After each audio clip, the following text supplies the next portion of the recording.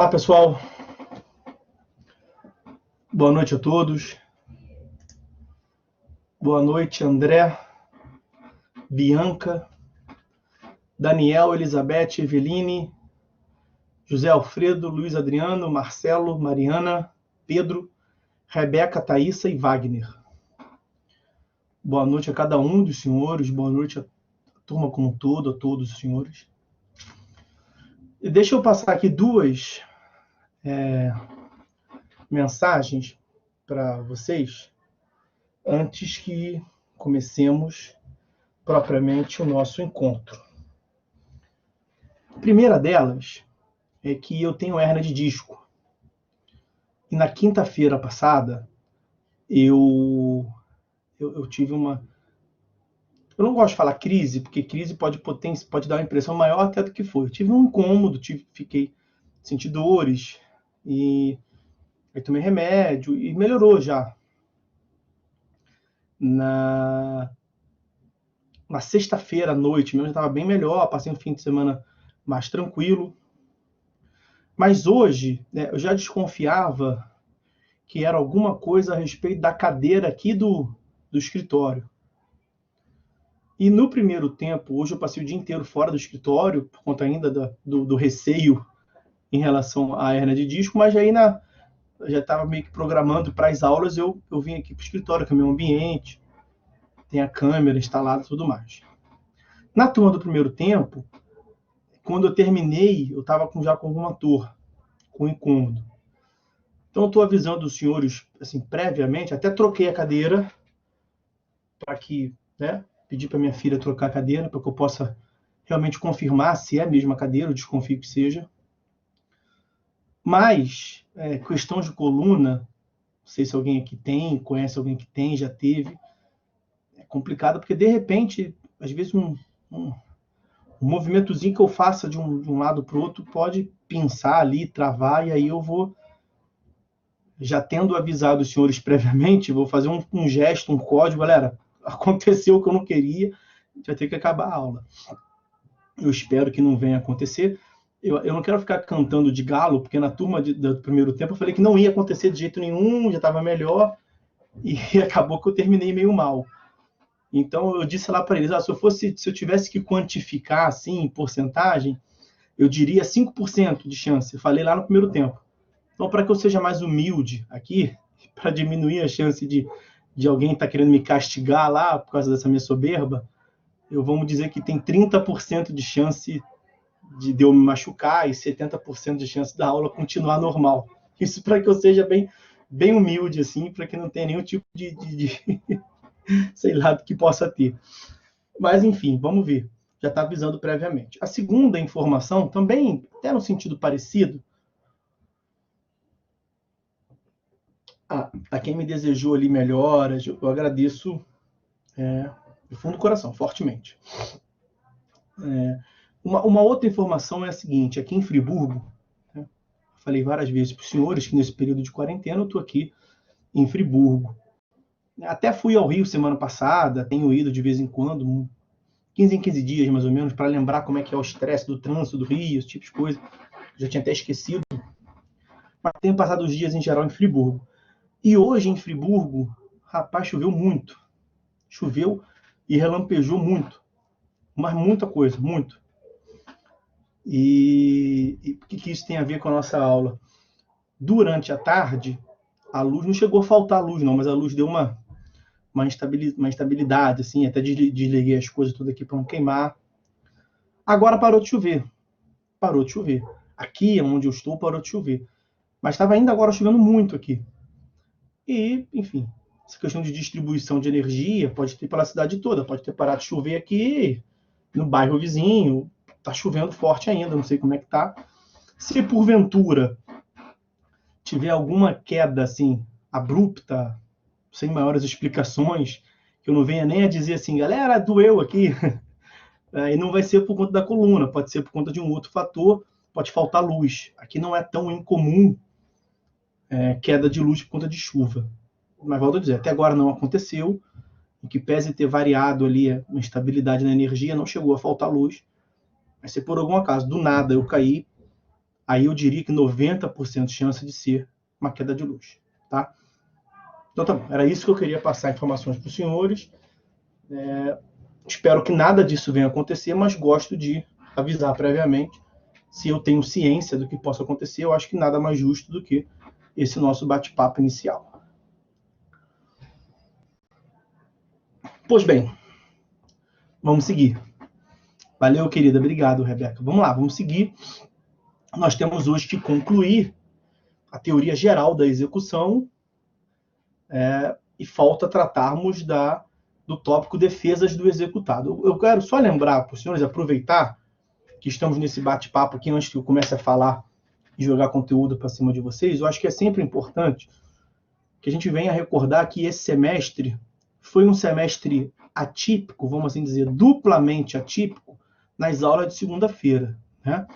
Eu até acho, na verdade tenho certeza, que nesse sistema de aula virtual, por mais que ele tenha ali as suas críticas, os seus pontos fracos, como tudo no mundo, mas pelo menos comigo, a percepção que eu tenho é que rende mais.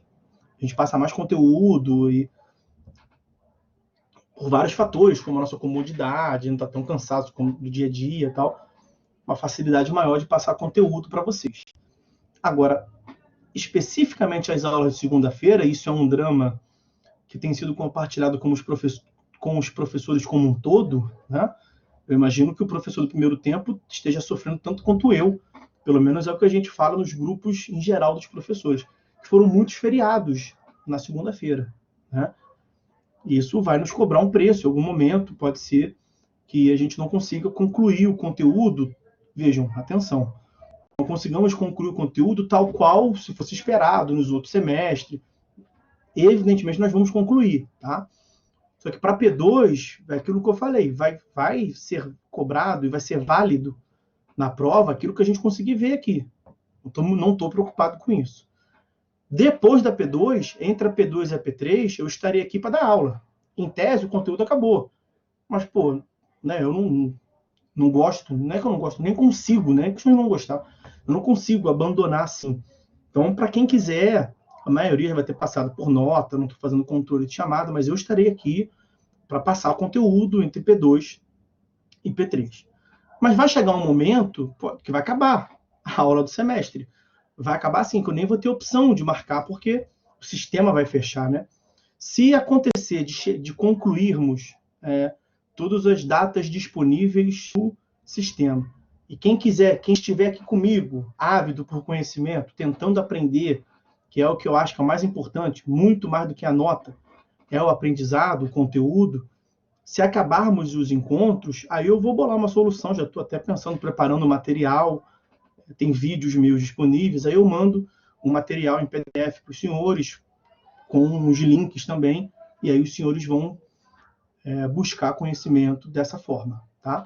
Mas eu digo assim, 85/90% do conteúdo nós vamos conseguir cumprir nesse período após a P2 e a P3, no período P2 P3, tá? E vem aqui quem quiser, naturalmente.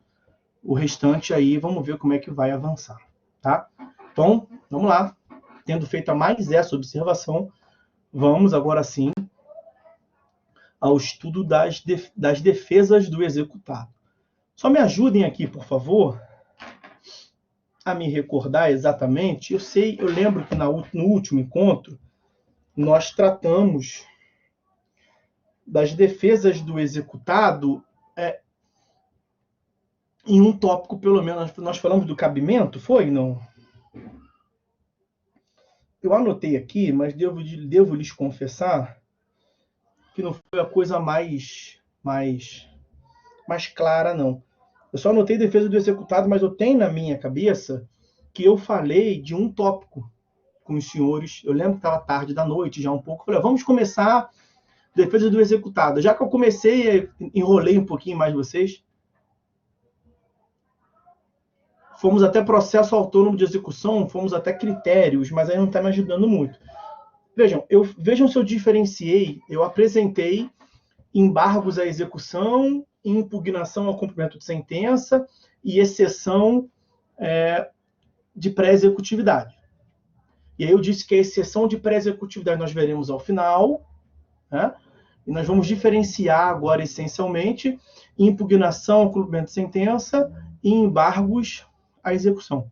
E aí eu tô me lembrando do que o Pedro falou. Fomos até critérios. Eu apresentei os critérios todos que nós veremos, né? Cabimento, natureza jurídica, matérias alegáveis, suspensão, garantia do juízo, prazo. Nós vamos ver tudo isso hoje. Mas aí eu tenho para mim, preciso que os senhores confirmem. Eu falei brevemente sobre o cabimento. É isso, porque cabimento é breve mesmo, é só aquilo que temos para ver. Então, o primeiro tópico que eu acho que eu vi, me confirmem aí, é o cabimento. Nós estudamos, vimos que os embargos à execução são cabíveis no processo autônomo de execução, artigo 914 e seguinte, e a impugnação ao cumprimento de sentença é cabível no cumprimento de sentença. Agora lembrei que falei, tá? Lembrei perfeitamente, artigo 525, e eu falei,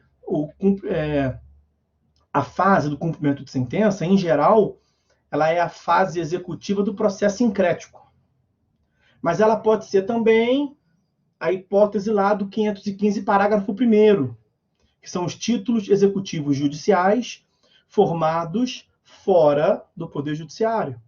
Sentença penal condenatória transitada em julgado, sentença arbitral, sentença estrangeira, decisão interlocutória estrangeira. Isso, né? Então estamos todos juntos.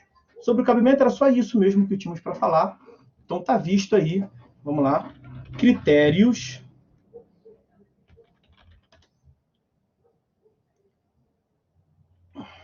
distintivos das defesas na execução. O primeiro desses critérios é o cabimento, que nós já vencemos, já estudamos. Então, perfeitamente, estamos juntos. Vamos dar seguimento.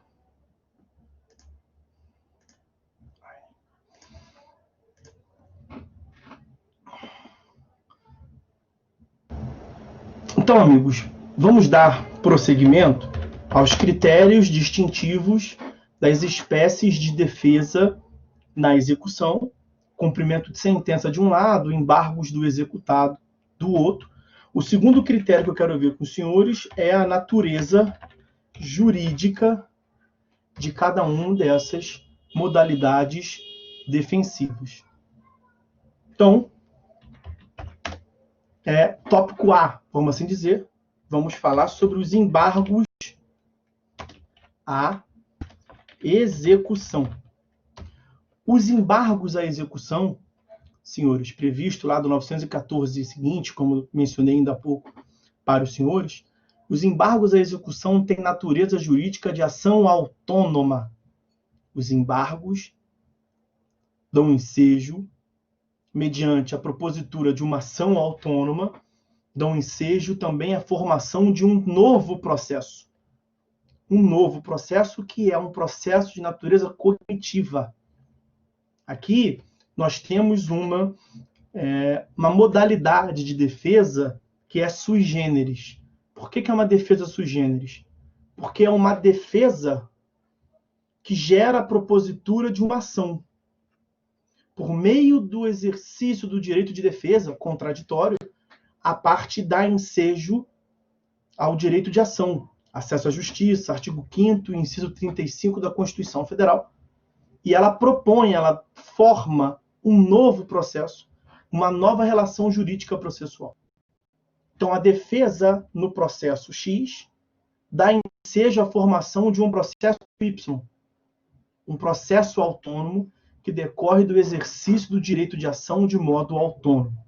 O artigo 914 do CPC, no seu parágrafo 1º, mostra isso com alguma clareza.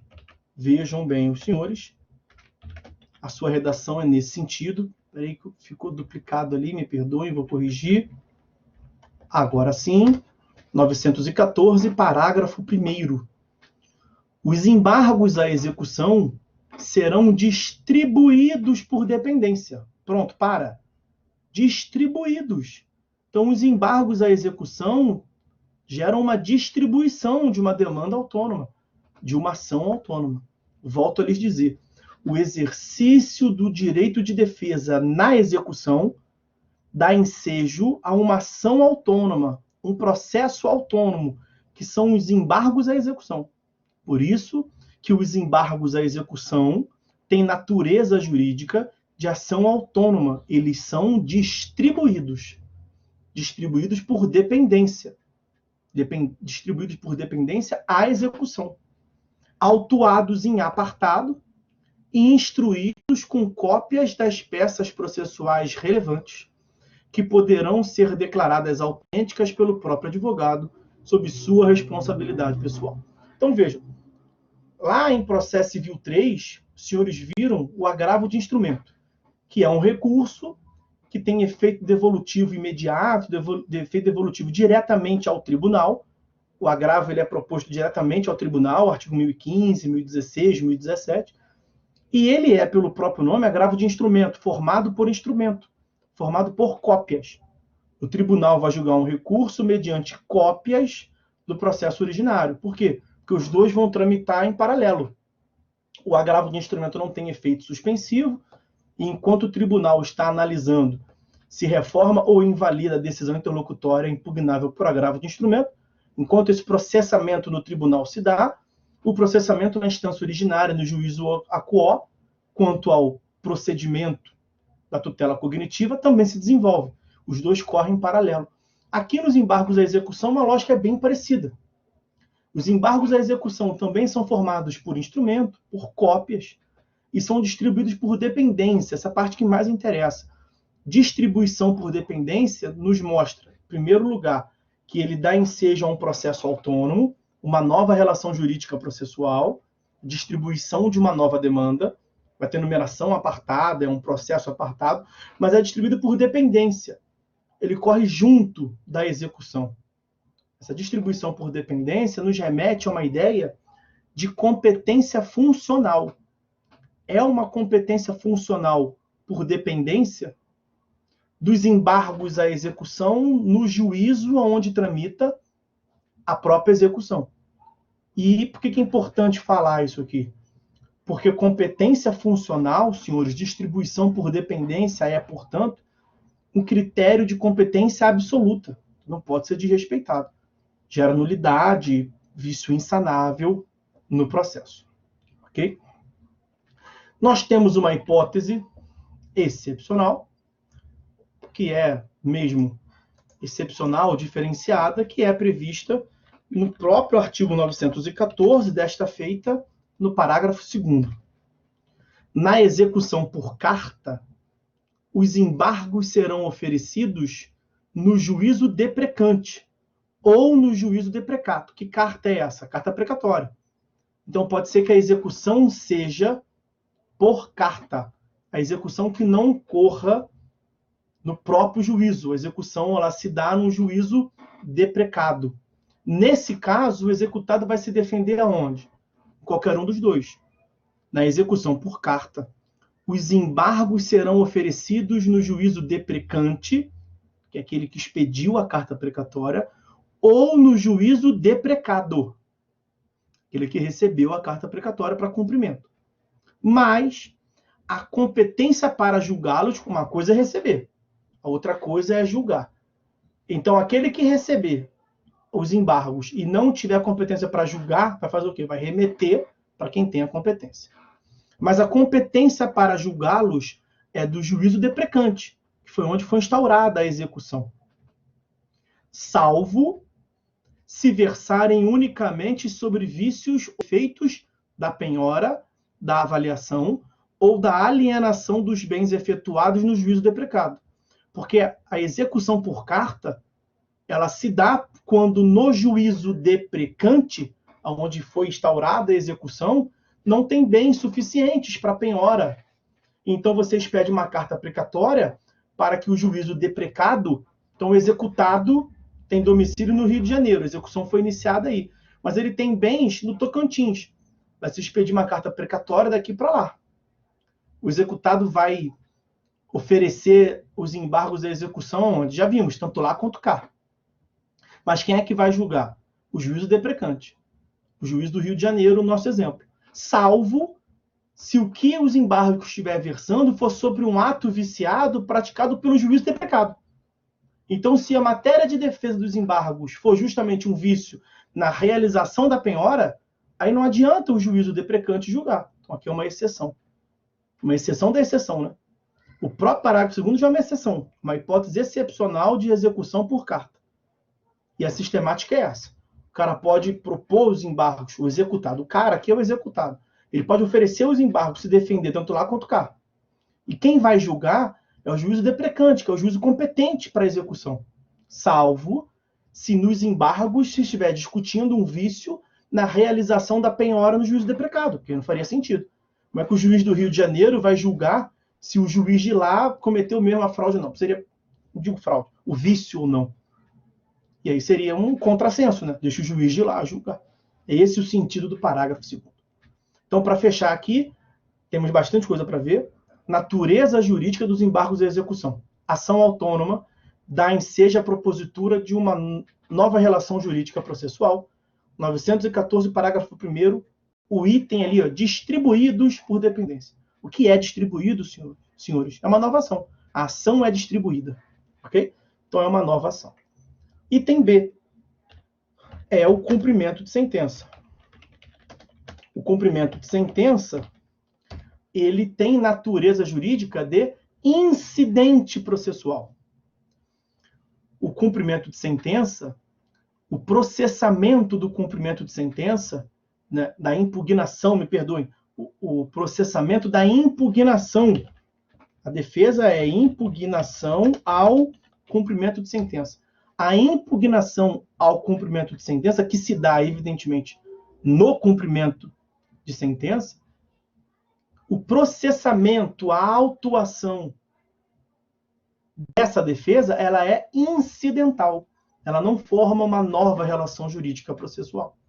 Então, a natureza jurídica da impugnação ao cumprimento de sentença é de incidente processual, porque o seu processamento, a sua discussão, ela é incidental. Não faz surgir, portanto, uma nova relação jurídica processual. Percebam que o 525, que nós vamos colocar aqui em diversas passagens, ele prevê o seguinte, olha, transcorrido o prazo previsto no artigo 523, esse prazo é o prazo para pagamento voluntário, nós veremos. Sem o pagamento voluntário, inicia-se o prazo de 15 dias para que o executado, independentemente de penhora ou nova intimação, a parte que nos interessa agora é essa aqui, ó, apresente nos próprios autos sua impugnação. Me perdoem. A impugnação ao cumprimento de sentença, ela é processada nos próprios autos.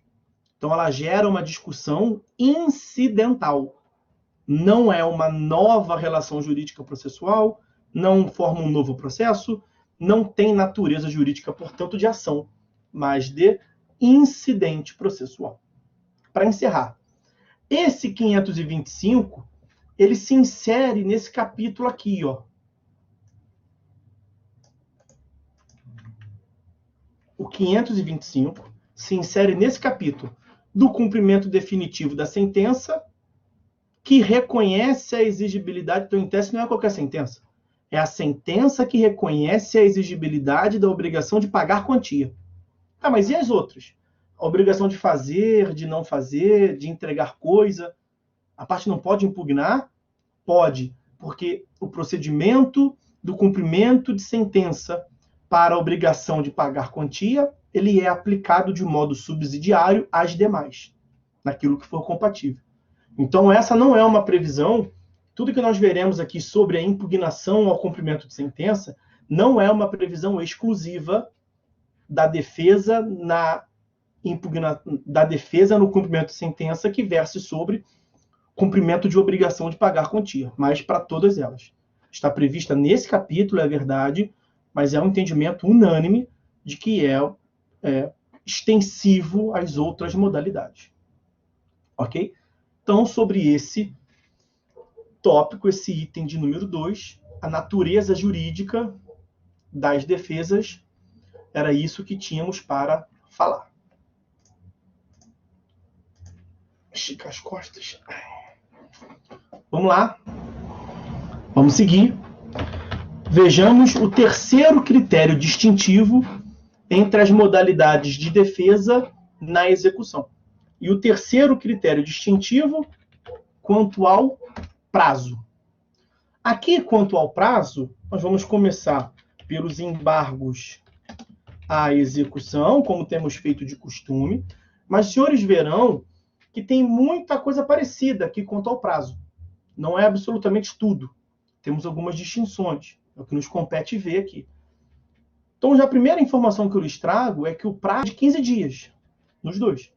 E agora eu vou tecer considerações em cada um deles. Quanto aos embargos à execução, onde que está essa previsão de cabimento dos embargos em 15 dias? Vejam os senhores o que consta do artigo 915 do CPC. Ele prevê lá, bonitinho, expressamente, os embargos serão oferecidos no prazo de 15 dias, contado conforme o caso, na forma do artigo 231. O artigo 231, os senhores hão de lembrar, é uma previsão específica lá na teoria geral do processo. Os senhores devem ter estudado em TGP2 quanto à contagem dos prazos. Eu não vou trazer o dispositivo todo aqui, não, mas ele começa dizendo, ó, salvo disposição em sentido diverso, considera-se dia do começo do prazo, e aí vai depender da modalidade de citação. Se a citação é cumprida por oficial de justiça, se a citação é cumprida pelo correio, será a data de juntada aos autos, e por aí vai. Se a citação é cumprida por comparecimento espontâneo do réu, o escrivão lavra a certidão nos próprios autos. É do próprio comparecimento, da própria certidão.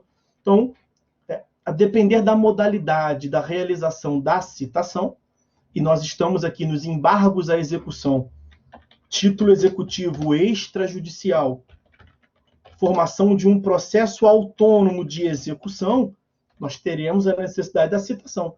Então, nesse procedimento, ter-se a realização de uma citação, a depender da modalidade de citação, nós teremos a contagem do prazo de 15 dias. Agora, muito cuidado, atenção, porque esse 915, no parágrafo 1º, tem uma previsão bastante importante. 915, parágrafo 1º.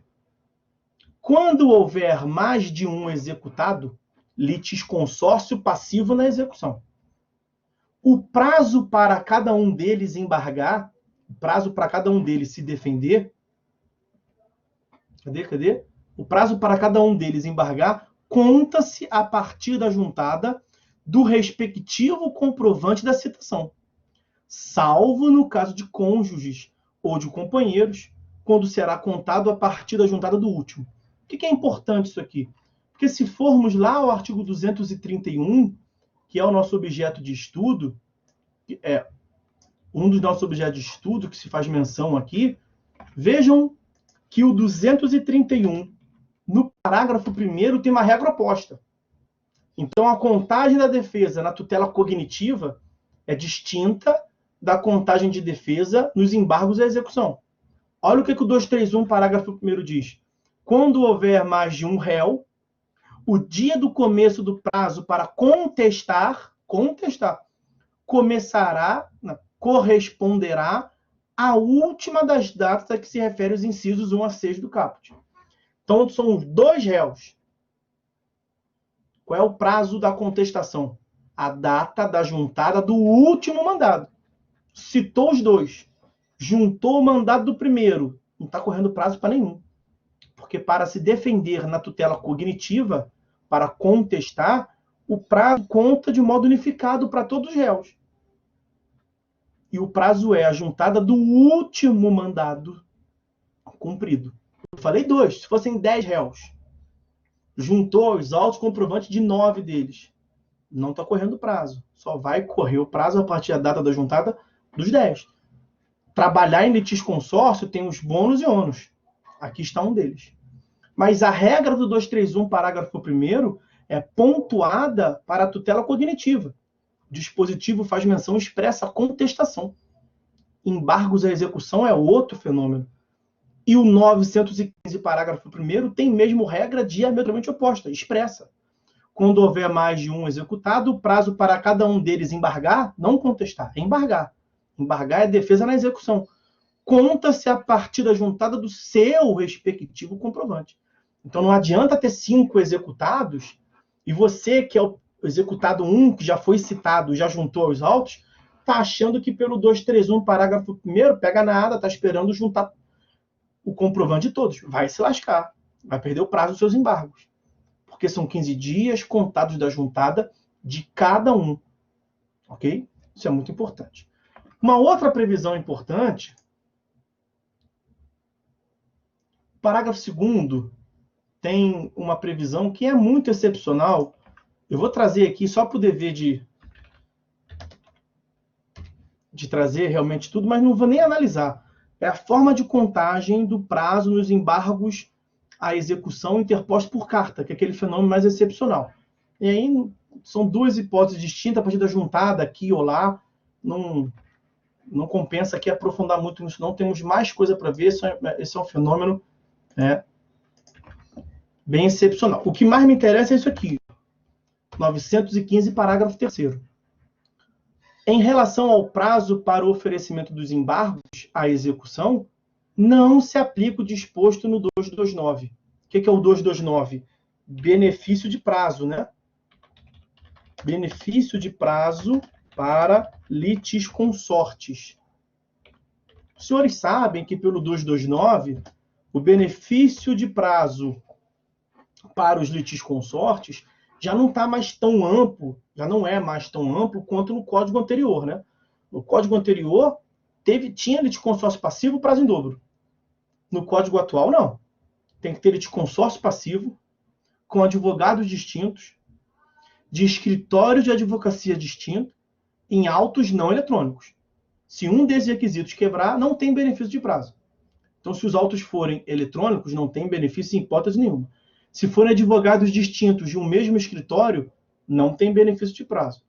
Se forem 50 réus, todos com o mesmo advogado, não tem benefício de prazo. Mas isso é lá para a tutela cognitiva. Porque na tutela executiva, em relação aos embargos à execução, a regra é expressa. Não tem benefício de prazo. Então, ainda que seja uma pluralidade de executados, litisconsórcio no polo passivo na execução, com advogados distintos, de escritórios de advocacias distintos, em autos não eletrônicos, ainda assim, aqui não vai ser cabível o benefício de prazo. Então, prazo de 15 dias, contado da juntada do seu comprovante de recebimento nos autos, e não tem prazo em dobro. Porque toda discussão aqui é que se houver litisconsórcio passivo, né? O 231, parágrafo 1º, o 915, parágrafo 1º, dizem respeito à pluralidade de réus, quando for juntado ao último, na tutela cognitiva, na tutela executiva, é da juntada de cada um. E também aqui o benefício de prazo é na pluralidade do sujeito passivo, mais de um executado. A gente pode cogitar lá na tutela cognitiva do benefício de prazo, no litisconsórcio passivo, prazo em dobro. Tem que preencher os requisitos do 229. Aqui nos embargos de execução, simplesmente não tem. Não adianta nem investigar se está preenchido os requisitos ou não. Tem norma expressa dizendo que não se aplica. Sobre o prazo nos embargos à execução, era isso. Vamos agora ao prazo. Como é que eu estou colocando? Botei A, agora é B, né? Então, prazo B na impugnação ao cumprimento de sentença. O prazo é de 15 dias. Mas saber que o prazo é de 15 dias é o menos importante. O que nós temos que saber aqui é o seguinte. Atenção. O prazo é de 15 dias contados de modo automático e imediato. Prazo de 15 dias contados automaticamente e imediatamente após o término do prazo para pagamento voluntário. Para pagamento voluntário do artigo 523. E o prazo para pagamento voluntário do artigo 523 é de 15 dias. Esse prazo para pagamento voluntário é de 15 dias. Eu vou trazer aqui o 523 para os senhores. Mas o que os senhores têm que saber é o seguinte, são prazos distintos. São 15 dias para realizar o pagamento e outros 15 dias para não tendo realizado o pagamento, porque estamos de acordo, pagou, acabou, né? O pagamento extingue a obrigação. A execução não se dá para efetuar, materializar, cumprir a obrigação. O cara pagou, acabou. Nós só vamos cogitar de embargos à execução se passou o prazo primitivo de 15 dias para pagar. Não pagou. Tem 15 dias sucessivos, outros 15 dias. Do 16º dia ao 30º dia, você pode oferecer embargos... mentira, me perdoem. Você pode oferecer impugnação ao cumprimento de sentença. E esse prazo, o segundo prazo de 15 dias para exercício de defesa na impugnação, ele é contado imediatamente. O que significa esse imediatamente? Independe de nova intimação. Então, o executado, né, é intimado para cumprir em 15 dias e já sabe que se não cumprir em 15 dias, ele tem outros 15 dias, do 16º dia ao 30º dia, para impugnar, exercer o direito de defesa no cumprimento de sentença. Não vai ter outra intimação. Se ficar esperando, vai perder o prazo. Isso está muito claro, precisamente previsto no artigo 525. Querem ver? Olha aqui. Já até trouxe para vocês, mas vamos de novo.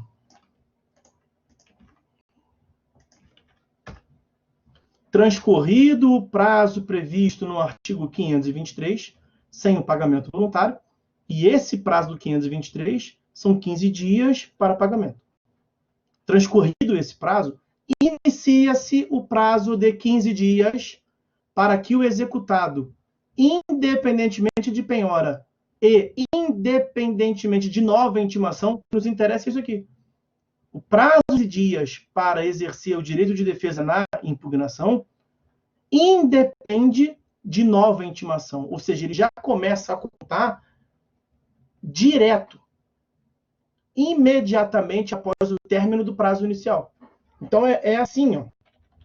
Artigo 523, igual intimação mais 15 dias para pagamento voluntário. Esse voluntário, nós já vimos lá nas primeiras aulas que ele é mais ou menos voluntário, né? Pagamento voluntário mesmo, nu e cru, é lá no direito civil, sem nem ter execução. Aqui o cara estaria pagando para não sofrer as consequências processuais, execução direta, / execução por correção. Mas é assim que a lei trata. Pagamento voluntário é o pagamento nos 15 dias que a lei concede ao camarada. O que o 525 está dizendo? 15 dias para impugnação, mas sem nova intimação. Como a intimação vai ser única, portanto, a intimação ocorreu para pagamento. O cara não pagou, na prática, o cara vai impugnar do 16º ao 30º dia a contar da intimação. Não vai ter outra intimação. É uma intimação com dupla finalidade. No dia 1 ao dia 15 é para pagamento voluntário. Do dia 16 ao dia 30 é para a impugnação. É assim que se dá. Não depende, portanto, de nova intimação específica para o exercício do direito de defesa. Agora, como é que se conta esse prazo?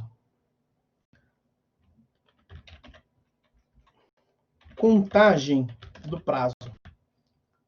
O que tem a ver aqui? O artigo 219, ele prevê assim, ó, prazo processual fixado em dias é igual dias úteis. O 219, não vou nem ficar trazendo aqui para a gente ganhar tempo, mas confiem, vejam lá. Não confia muito não, é sempre bom você mesmo buscar informação para confirmar e assim estar estudando. Mas aqui, para agilizar, o artigo 219 ele tem a regra da contagem de prazo em dias úteis. Tá rindo, né, Bianca? A contagem do prazo em dias úteis, mas não é todo o prazo que é contado em dias úteis. Em primeiro lugar, são os prazos fixados em dias. A ação rescisória tem prazo de 2 anos. São 2 anos contados em dias úteis? Aí não teria condições, né? 730 dias úteis. Pode botar aí mais 1.000 dias. Não dá. Então, prazo fixado em meses, prazo fixados em anos, prazos fixados em horas, nada disso é útil. Somente podemos cogitar de prazos contados dias úteis se forem prazos fixados em dias, que é a grande maioria, concordo. Mas a grande maioria não é tudo. E ainda assim, os prazos fixados em dias não são todos que são contados em dias úteis. Porque são contados em dias úteis os prazos fixados em dias que tenham natureza processual. E aí aqui o que acontece é o seguinte, o prazo para exercer direito de defesa, quer dizer, o prazo para impugnação, ninguém pode ter dúvida que ele tem natureza processual. Então, quer dizer, do 16º dia ao 30º dia da intimação, dias úteis.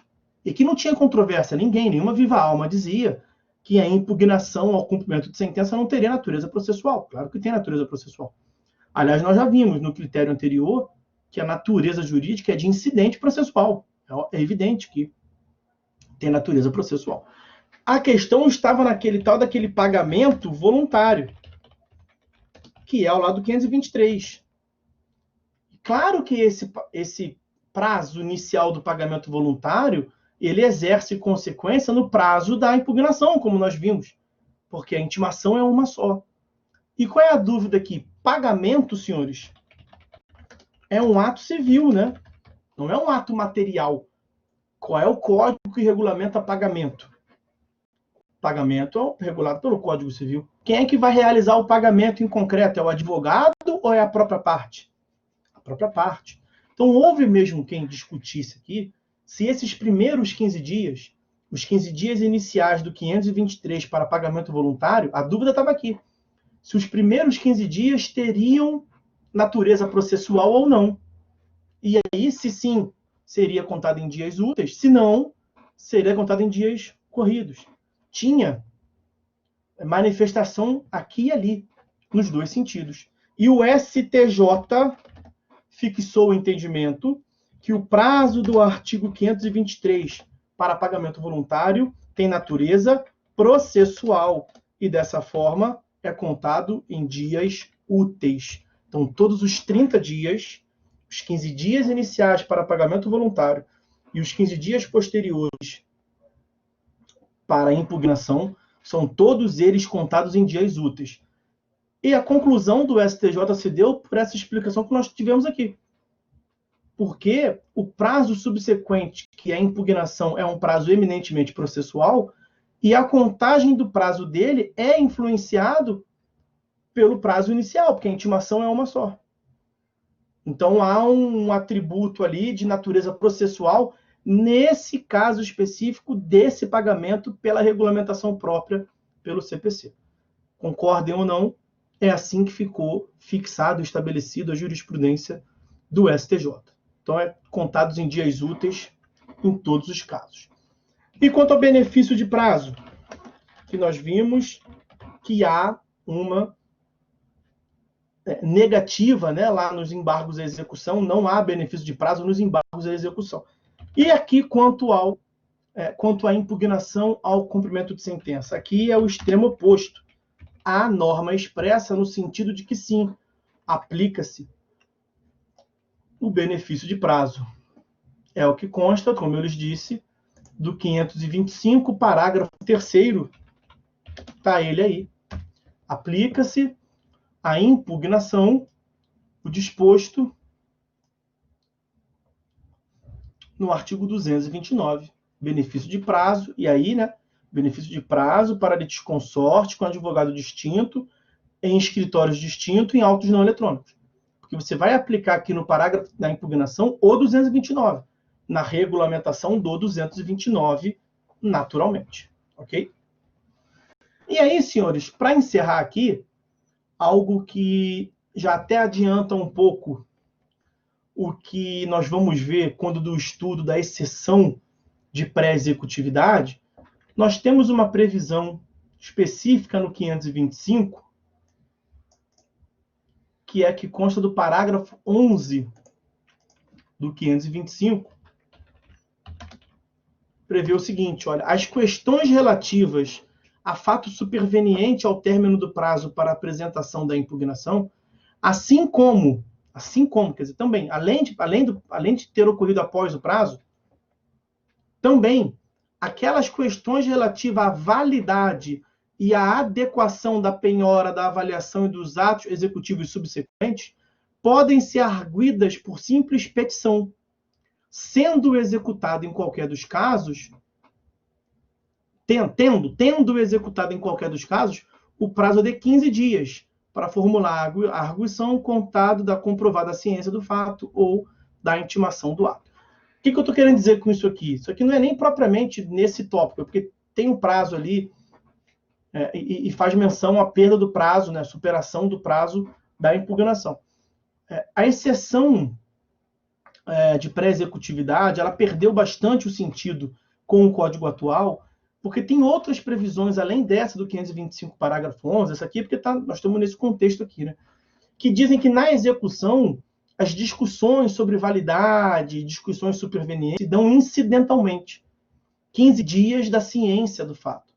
E o grande fundamento da exceção de pré-executividade era você poder impugnar mesmo depois do prazo, em algumas situações, independentemente do prazo, dos requisitos que tinha lá à época a lei. Então, houve uma mudança substancial no ordenamento jurídico.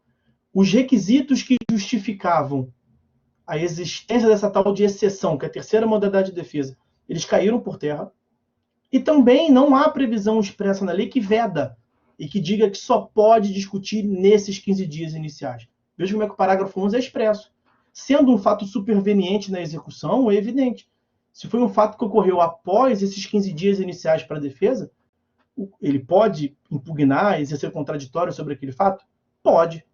Claro que não vai ser um 15 dias que já passou, né? Evidente que não. Novos 15 dias, a contar da ciência. Então, esses argumentos, eles acabaram minando e jogando por terra, não extinguiu, não morreu, não, vamos ver, mas jogou por terra o cabimento da exceção de pré-executividade, ela se tornou desnecessária, porque você passou a poder discutir incidentalmente no processo. Bom, sobre o prazo, é isso. Cara, tem alguma coisa aqui, mesmo uma cadeira nova, que não tá 100%, cara.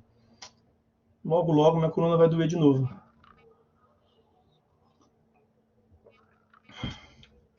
Tô achando mais fácil eu fazer exercício e emagrecer, né? Porque ficar nesse estresse todo. Mas tem alguma posição aqui, cara, essa é alguma posição que eu mudei, não sei o quê. Que tá me deixando meio... Vejamos, vamos lá. Pô, tristeza, né, Evelyn? Você sofre até achar a posição. Tô aqui anos, não tinha isso. Muito tempo que eu não tinha isso. Enfim, vamos lá. Vamos seguir, tem bastante coisa para ver.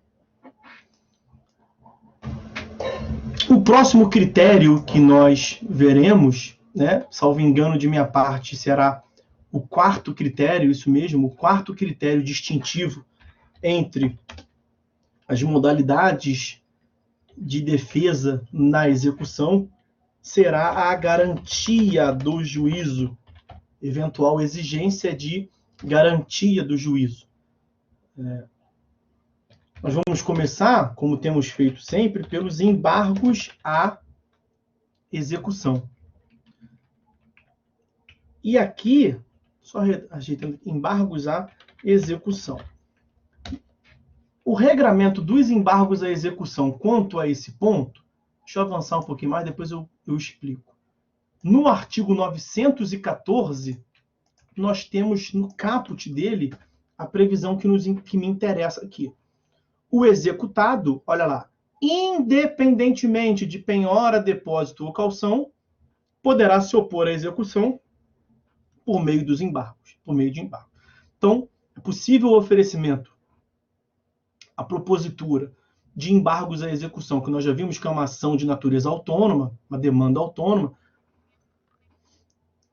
independentemente de penhora, depósito ou calção. Penhora, depósito e calção são modalidades de se garantir o juízo, né?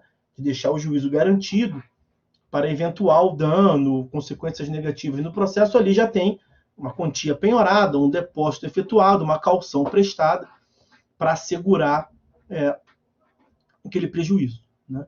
Então, executado no modelo processual anterior, aqui está um ponto importante, no sistema processual revogado, para que se exercitasse o direito de defesa na execução, especialmente nos embargos à execução, era necessário garantir o juízo.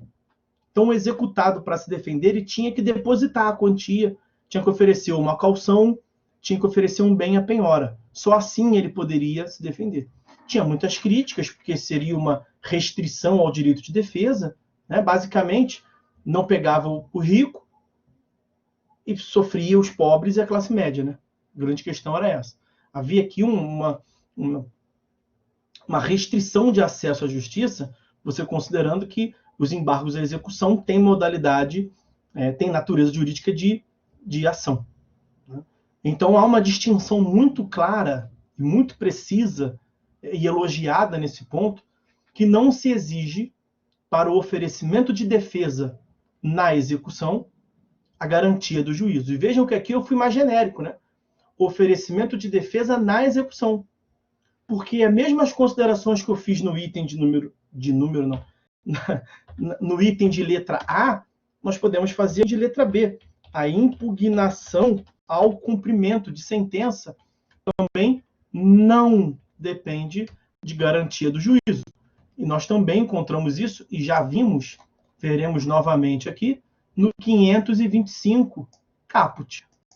Vamos lá, artigo 525, mais uma vez, transcorrido o prazo previsto no artigo 523, sem o pagamento voluntário, inicia-se o prazo de 15 dias para que o executado, até que nós fomos, tranquilamente, questão do prazo, olha agora, independentemente de penhora.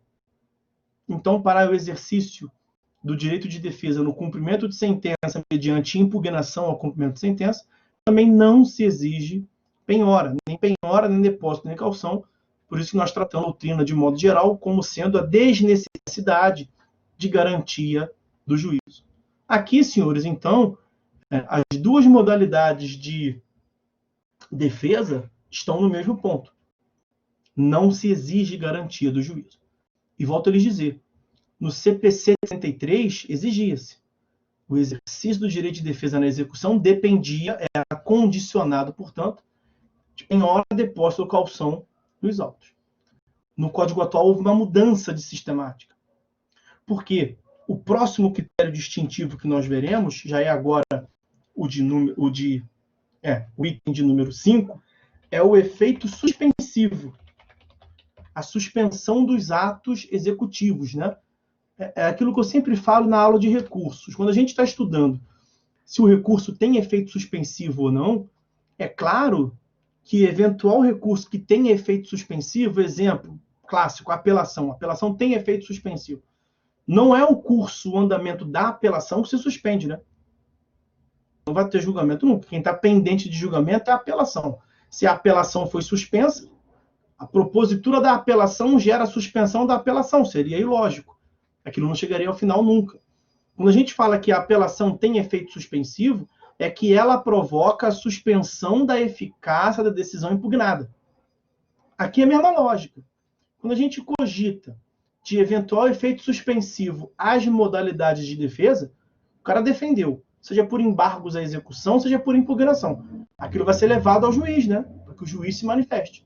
Não é que aquele procedimento defensivo tem efeito suspensivo, que ele fica suspenso e não anda. Não. Nós vamos aqui cogitar de uma suspensão da eficácia dos atos executivos. Quer dizer, se a gente está aqui investigando se a modalidade A ou B, se as espécies de defesa têm efeito suspensivo, é assim, se tiver, não pode praticar ato executivo nenhum. Naquele processo, nós vamos suspender todos os outros atos que não a defesa. E se não tiver efeito suspensivo, como, aliás, já adianto, é a regra passou a ser não ter efeito suspensivo. Se não tem efeito suspensivo, ao mesmo tempo que se discute a defesa, se praticam os atos executivos também. Então, vai discutindo, vai agredindo, vai discutindo, vai agredindo. Porque o oferecimento da defesa não suspende os atos executivos. Ok? Vamos ver como temos feito separadamente. Em que pese a regra ser para os dois a mesma lógica. Embargos à execução. Nos embargos à execução,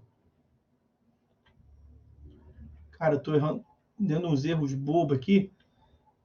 Uma parcela é por conta dos meus óculos que estão atrasados, ultrapassados, e a outra parcela já é por conta da dor. A dor já está tomando uma proporção que eu estou até meio que no piloto automático. Efeito suspensivo em relação aos embargos à execução. Nós temos norma expressa no artigo 919, no sentido de que os embargos à execução não terão efeito suspensivo. Então, no processo autônomo à execução, quando o executado propõe, interpõe os embargos à execução que geram uma ação autônoma, como nós vimos, distribuído por dependência, 914, parágrafo único, não gera como condição automática, como efeito automático, a suspensão da execução, a suspensão dos atos executivos. Então, essa é a regra. Acontece, senhores, que o parágrafo 1º do próprio 919 prevê o seguinte: 919, parágrafo 1º. O juiz poderá, a requerimento do embargante, atribuir efeito suspensivo aos embargos. Lembra do recurso? O artigo 995 do CPC, lá nos recursos, prevê que os recursos, em geral, não têm efeito suspensivo, salvo se a lei atribuir ou se um julgador atribuir. E aí, lá nos recursos, a gente estuda o efeito suspensivo ope legis, automaticamente pela lei, e o efeito suspensivo ope iudicis. Acabei de fazer menção aqui, os senhores, à apelação. O artigo 1012, no capítulo da apelação, prevê que a apelação tem efeito suspensivo. É uma exceção ao 995. Esse é um efeito suspensivo ope legis, pela própria lei, automaticamente. Então, aqui nós poderíamos dizer que os embargos à execução não têm efeito suspensivo ope legis. Mas nada impede que o julgador conceda o efeito suspensivo ope iudicis, o efeito suspensivo por decisão judicial, preenchidos os requisitos. Quais? O primeiro já apareceu, né? O juiz poderá, a requerimento do embargante. Então, o primeiro requisito é o requerimento do embargante, não pode ser de ofício.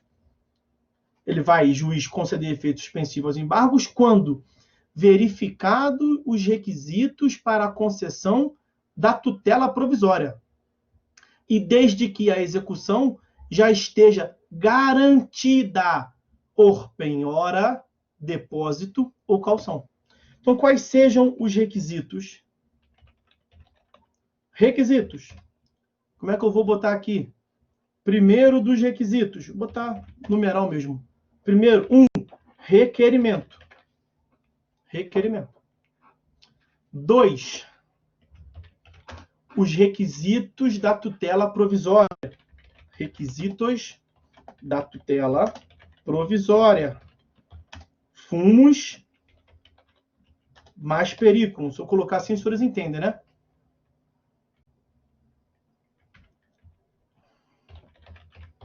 fumus boniuris e periculo in mora são os requisitos da tutela provisória de urgência, né? Tutela provisória de urgência. Fumus boniuris mais periculo in mora, artigo 294 e seguintes do CPC. E, além disso, desde que a execução já esteja garantida. Então, item de número 3, garantia do juízo. Percebam bem porque que dá para analisar esses dois critérios juntos.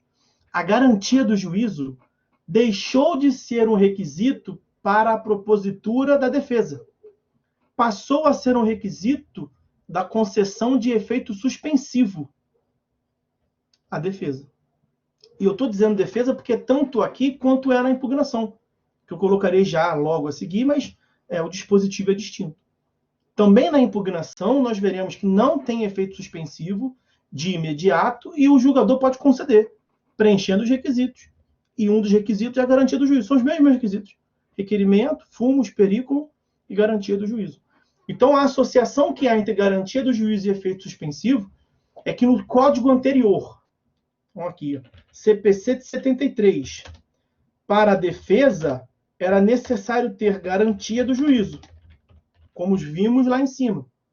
E no CPC de 73, também, no modelo revogado, não é mais assim, o efeito suspensivo era automático. O efeito suspensivo era automático. Só podia se defender quem garantisse o juízo. E todos que se defendiam, suspendiam a execução. Era um modelo horrível, porque errava na entrada e na saída. Agora melhorou muito. Agora todos podem defender. Porque o exercício do direito de defesa independe da garantia do juízo. Foi o critério anterior que nós vimos. Em cassação, não é todo mundo que defende que suspende a execução. Suspende os atos executivos. Mas também você não tira a possibilidade de suspensão. Tem que preencher os requisitos. O juiz vai conceder olhando o caso concreto. Ele depende de requerimento, depende da probabilidade do direito alegado, depende da demonstração de risco de dano grave de difícil reparação, fumus boniuris, periculo in mora, e da garantia do juízo. Essa é a lógica, assim que ficou o sistema. Em relação à letra B, que é a impugnação ao cumprimento de sentença quanto ao efeito suspensivo, nós temos a previsão do artigo 525, parágrafo 6º. Parágrafo 6º é o seguinte. Vamos lá, vamos ver um por um. Artigo 525, parágrafo 6º. A apresentação de impugnação não impede a prática dos atos executivos, inclusive os de expropriação, podendo o juiz, a requerimento do executado, e desde que garantido o juízo com penhora, caução ou depósito suficiente, atribuir à impugnação efeito suspensivo, se seus fundamentos forem relevantes, fumus boniuris, e se o prosseguimento da execução for manifestamente suscetível de causar ao executado grave dano de difícil ou incerta, difícil reparação, fumus boniuris. Então, os requisitos para a concessão do efeito suspensivo na impugnação ao cumprimento de sentença são os mesmos, quais sejam requerimento, fumus boniuris e periculo in mora, e garantia do juízo. Ok? Parágrafo 7º do 525. A concessão de efeito suspensivo, a que nós vimos agora se referiu o parágrafo 6º, não impedirá a efetivação dos atos de substituição, de reforço ou de redução da penhora e de avaliação dos bens. Então, o efeito suspensivo não é amplo, englobante e geral. O efeito suspensivo, ainda que concedido, não abrange esses casos do parágrafo 7º. Então, o efeito suspensivo, ele obsta apenas os atos expropriatórios. Ele obsta apenas a entrega do dinheiro ao credor e a expropriação do bem, Sobre expropriação, nós veremos melhor, esses atos expropriatórios, nós veremos melhor quando do estudo do procedimento, que vamos começar na próxima aula. 525, parágrafo 8º.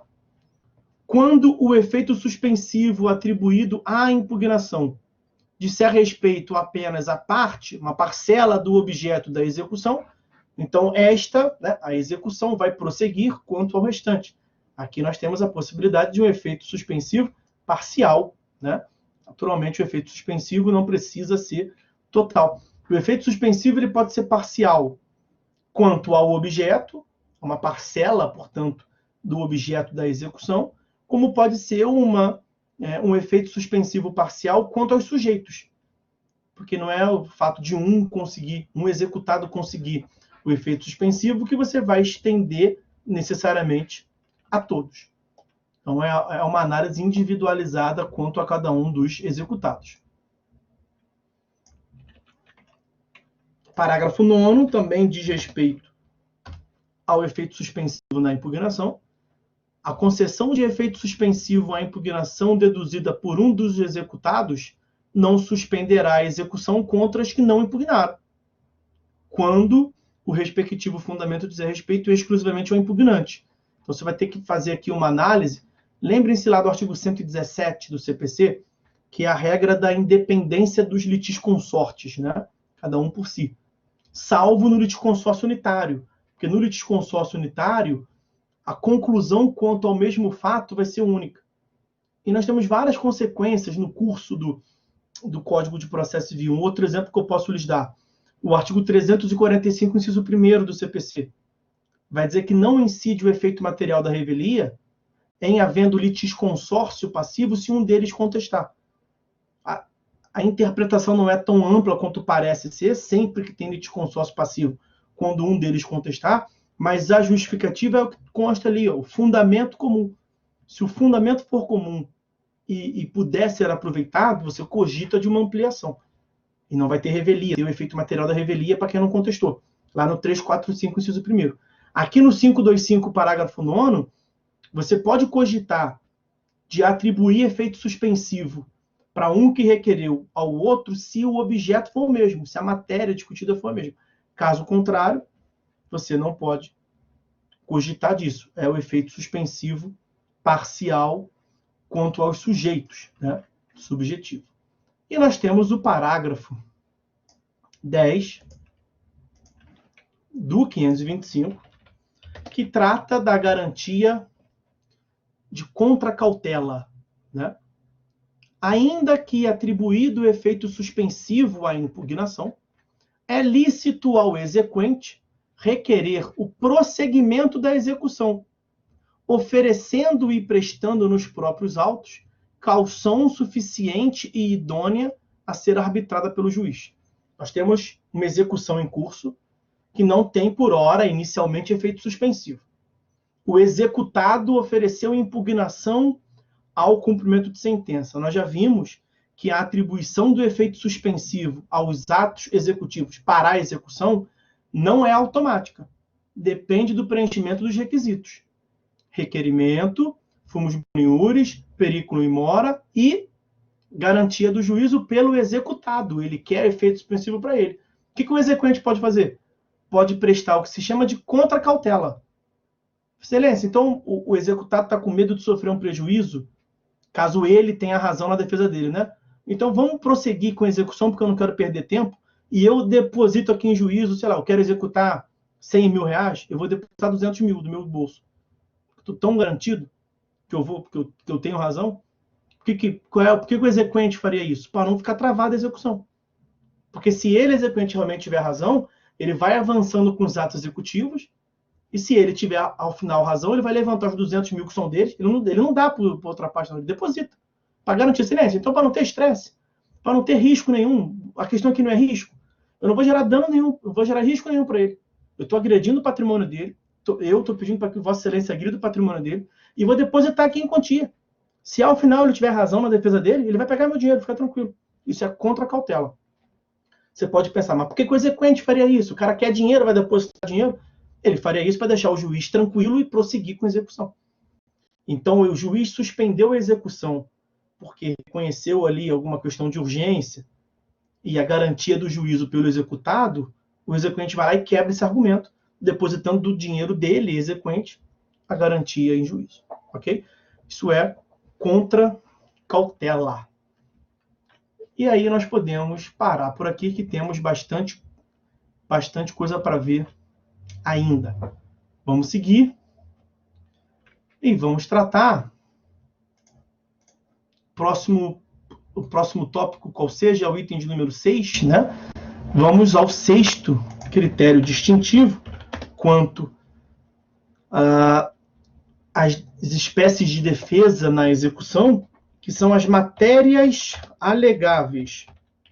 Aqui nós temos uma distinção muito clássica e muito claramente estabelecida entre o que se pode alegar nos embargos à execução e o que se pode alegar na impugnação ao cumprimento de sentença.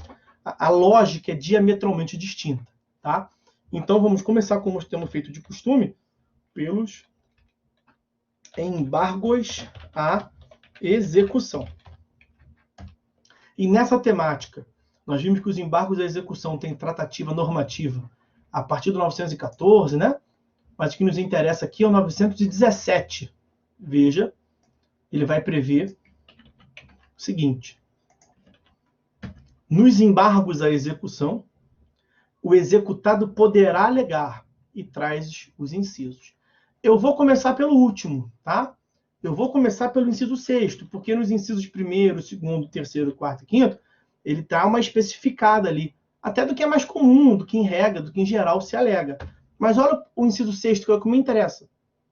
Nos embargos à execução, o executado poderá alegar qualquer matéria que lhe seria lícito deduzir como defesa em processo de conhecimento.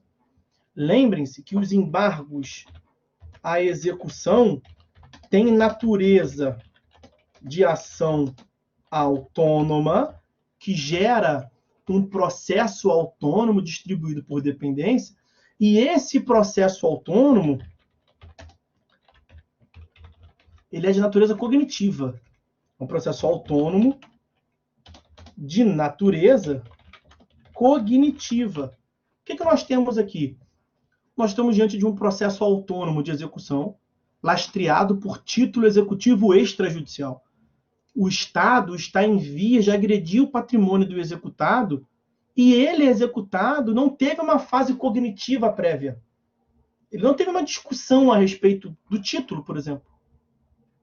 Se o título é idôneo, é válido ou inválido, se ele já pagou, não pagou.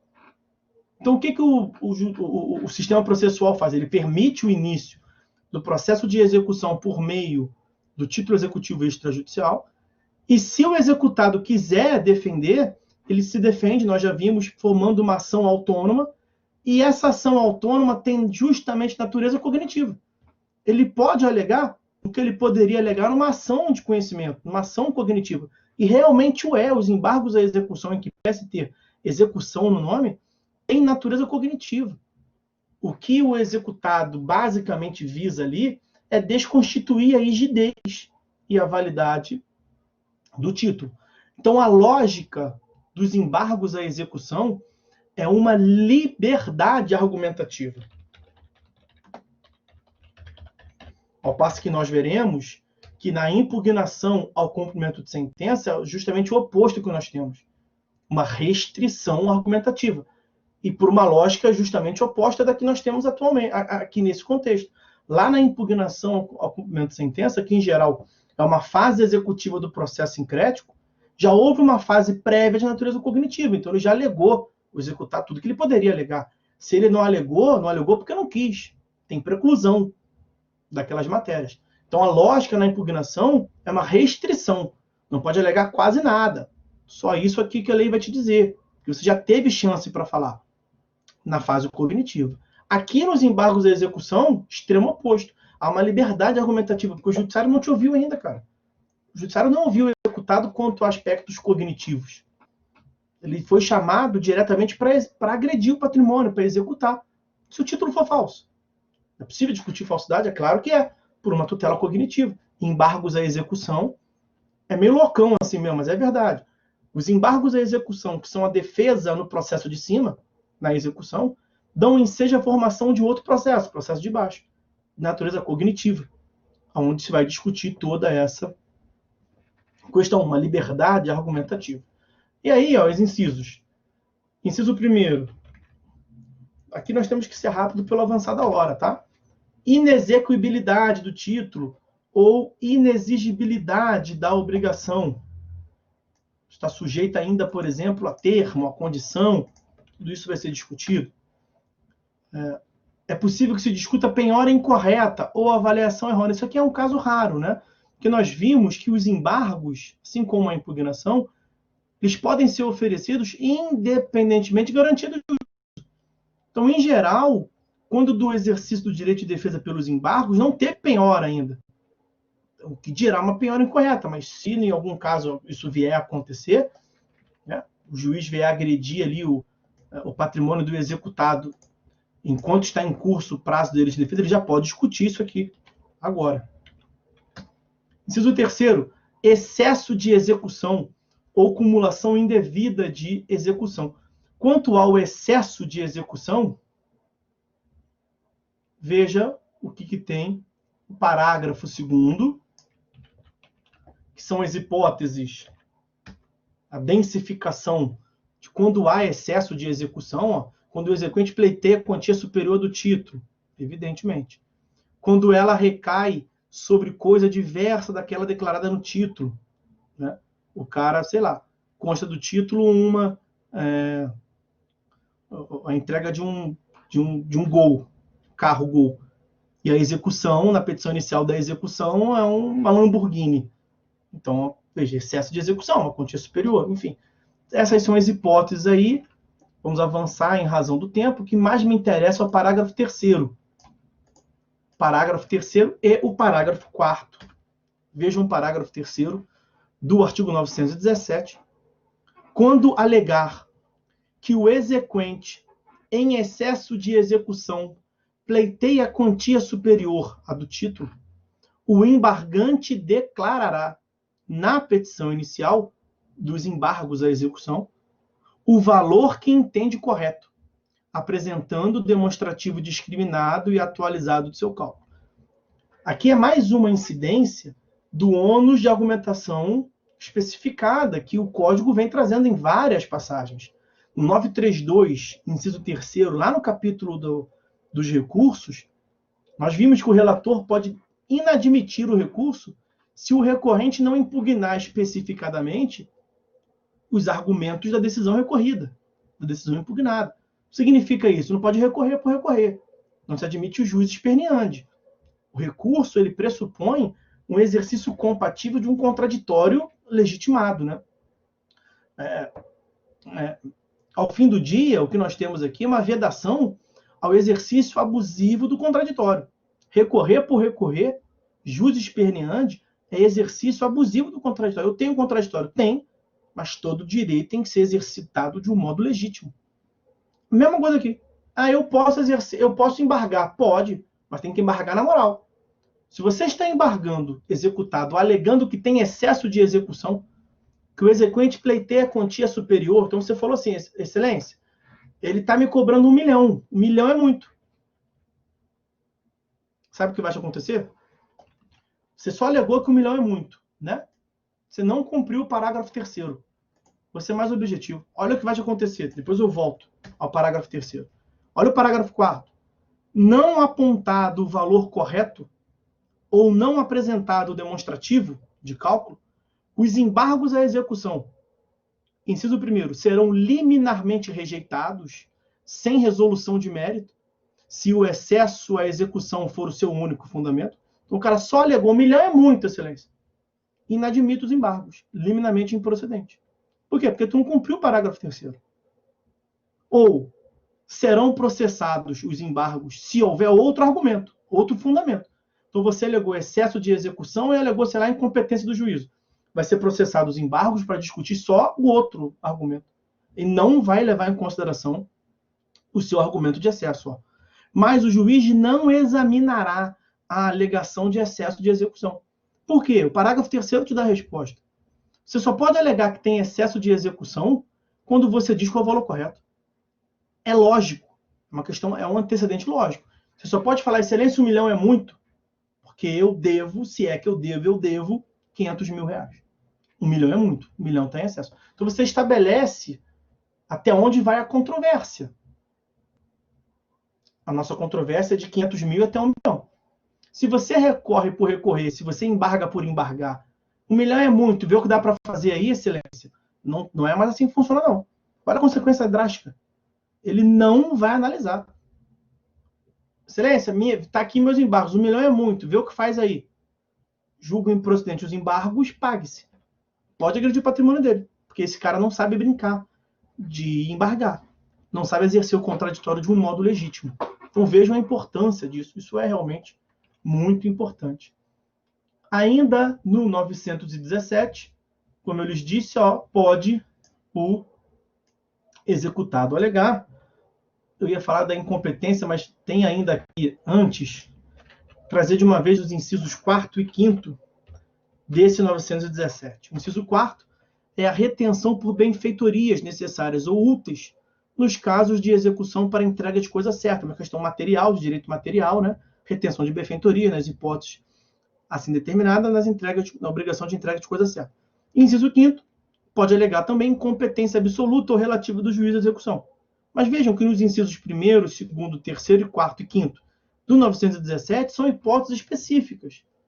O que mais nos interessa aqui, num caráter geral, vamos assim dizer, para apresentar a distinção, é o 917, inciso 6º, que nos traz a ideia de uma liberdade argumentativa. Porque esse executado não teve uma oportunidade de discutir, do ponto de vista cognitivo, alegações e provas, com o Poder Judiciário antes. O Poder Judiciário lhe dá uma amplitude argumentativa. Agora, item de letra B. Na impugnação ao cumprimento de sentença, é a contrário senso. Porque, como eu lhes disse, a impugnação, o cumprimento de sentença em geral, nós já vimos isso aqui várias vezes, é a fase executiva do processo sincrético. O processo sincrético é um processo que fez um sincretismo processual, a junção de naturezas jurisdicionais distintas, de prestações jurisdicionais distintas. Tivemos a primeira fase cognitiva, portanto, onde teve uma ampliação argumentativa, uma liberdade argumentativa, e agora vem a fase executiva, no mesmo processo. Nessa fase executiva, no mesmo processo, que visa executar um título judicial, o juiz ele muda a perspectiva, ele fica virado no giraia, vamos assim dizer. O executado aqui tem uma restrição argumentativa. Isso os senhores vão encontrar no 525, parágrafo 1º. E a lógica qual que é? É como se o sistema jurídico virasse para o executado e falasse assim, filho, você já teve toda uma fase anterior para discutir. Agora você está querendo aqui reprechinar e encher linguiça, não tem condições. O artigo 525, parágrafo 1º, prevê, na impugnação, o executado poderá alegar e vai trazer os incisos.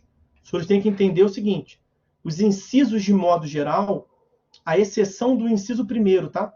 Exceção feita ao inciso 1º, essa restrição argumentativa, que se pode alegar na impugnação, são matérias supervenientes, outra matéria, tá? Questões técnicas, questões supervenientes à formação do título executivo judicial. Tem que ser superveniente, exceção a uma, que nós veremos. Por que tem que ser superveniente? Porque se você quiser discutir uma questão anterior à formação do título, você vai esbarrar na coisa julgada. Quando a formação do título executivo judicial, opera-se o fenômeno da imutabilidade próprio da coisa julgada. Se você pretender rediscutir algo que você já alegou e já teve uma resposta judicial, ou algo mesmo que você não alegou, mas poderia ter alegado e não alegou porque comeu mosca, não sei se os senhores vão se lembrar. As matérias que a parte não alega, mas poderia ter alegado, também são alcançadas pela coisa julgada. É a chamada eficácia preclusiva eficácia preclusiva da coisa julgada. A coisa julgada torna imutável os argumentos enfrentados e os argumentos não enfrentados por inércia da parte. A parte que poderia ter alegado e não alegou, ela não pode alegar posteriormente, porque senão a parte deixaria sempre uma carta na manga para ficar reavivando as discussões judiciais. E os processos não chegariam ao fim nunca. Então, uma vez que se termine e forme-se coisa julgada em relação a um título executivo, morreu. Tanto que já foi decidido, quanto que não foi decidido por inércia ou omissão da parte interessada. Então, a regra geral é essa, uma restrição argumentativa. Só se pode alegar o que está no 525, parágrafo 1º, em se tratando de questões incidentes à matéria superveniente. São fatos que ocorreram após a formação do título. E eu lhes disse que isso tem como exceção a hipótese do inciso 1º. Então, a exceção a essa regra de superveniência é a do inciso 1º. Porque o impugnante, o executado pode impugnar alegando falta ou nulidade da citação, se na fase de conhecimento o processo correu à revelia. Havendo alegação, portanto, de revelia, havendo alegação, portanto, de nulidade de citação, sendo a citação, artigo 238 e 239, essencialmente 239, sendo a citação um pressuposto processual de validade do processo, os vícios associados, os vícios atrelados à citação são chamados de vícios transrescisórios. Significa que podem ser transrescisórios, tá certo? Vícios transrescisórios. Significa que podem ser alegados mesmo após o prazo da ação rescisória, do artigo 975. O prazo da ação rescisória é de 2 anos. Então, toda ação rescisória é cabível no prazo de 2 anos. Superado o prazo de 2 anos, forma-se o que se chama de coisa soberanamente julgada. Não pode mais mexer de jeito nenhum. Mas, em se tratando de vício de citação, pode mexer depois. Mesmo após o prazo de 2 anos, pode mexer pela famosa ação de querela nullitatis, uma ação em que se busca o reconhecimento de uma nulidade, uma querela de nulidade. Tá?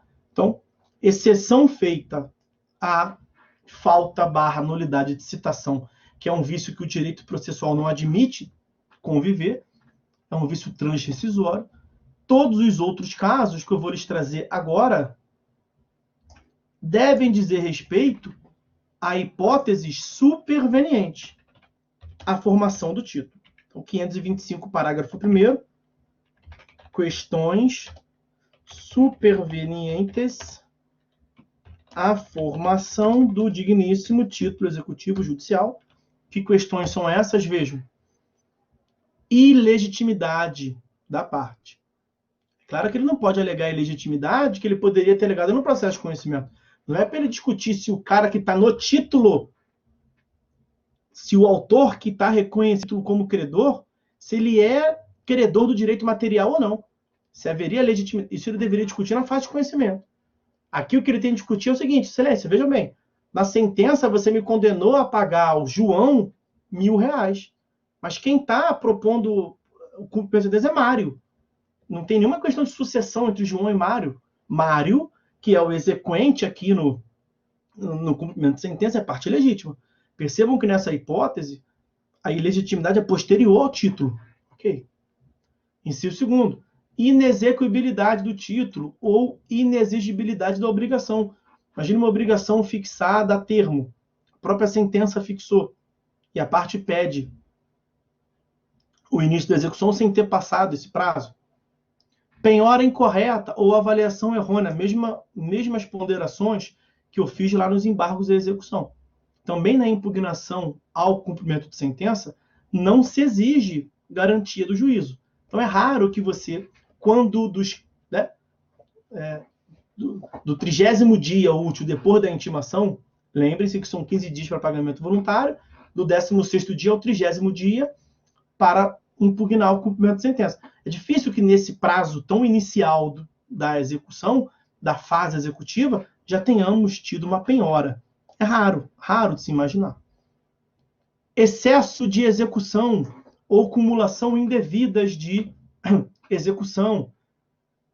Excelência, o título me condenou a pagar 1.000, o cara está me cobrando 1 milhão, não tem lógica nenhuma. E você tem que demonstrar também, por aplicação, analogia do que nós vimos lá dos embargos à execução, você também tem que demonstrar o porquê que ele está em excesso, o mesmo raciocínio. Tá? Inciso 6º, incompetência absoluta ou relativa do juízo da execução. Aqui fica claro, né? Do juízo da execução, não pode ser do juízo da fase de conhecimento. Inciso 7º, qualquer causa modificativa ou extintiva da obrigação, como pagamento, novação, compensação, desde que supervenientes à sentença. Você pode pegar essa parte final, desde que supervenientes à sentença, e replicar para os incisos 6º, 5º, 4º, 3º, 2º. O primeiro não, o primeiro pode pegar a questão anterior. Então veja, se o cara quiser alegar o pagamento, ele pode alegar? Bom, em tese pode, mas tem que ser um pagamento realizado após a formação do título. Não é aquele pagamento que ele está na fase de conhecimento inteira, 25 anos discutindo que já pagou. E o juiz já proferiu 10 decisões dizendo que ele não pagou nada. Que aquele recibo de pagamento é falso, vai dizer. E condenou o cara a pagar. Ele não pode, né, numa impugnação ao cumprimento de sentença, falar, já paguei lá atrás. O juiz vai falar, já decidi isso, meu filho. Aqui pago, sinto muito. Tem que pagar. Quanto a essa inexequibilidade do título / inexigibilidade da obrigação, nós temos uma previsão, então vou buscar aqui esse parágrafo, esse inciso 3º, tá? Inexequibilidade do título, nós temos previsões específicas dos parágrafos 12 ao 15 desse mesmo artigo 525. O parágrafo 12 ele é um parágrafo extenso, de difícil compreensão, tá? Vamos assim dizer, e eu vou tentar desmistificar isso para os senhores. Está acabando. Para o efeito do disposto no inciso 3º do parágrafo 1º dessa lei, considera-se também inexigível a obrigação reconhecida em título executivo judicial. Vou pegar uma sentença como exemplo. Então, uma obrigação reconhecida numa sentença, quando o título for fundado em lei ou em ato normativo que tenha sido considerado inconstitucional pelo STF, ou fundado em aplicação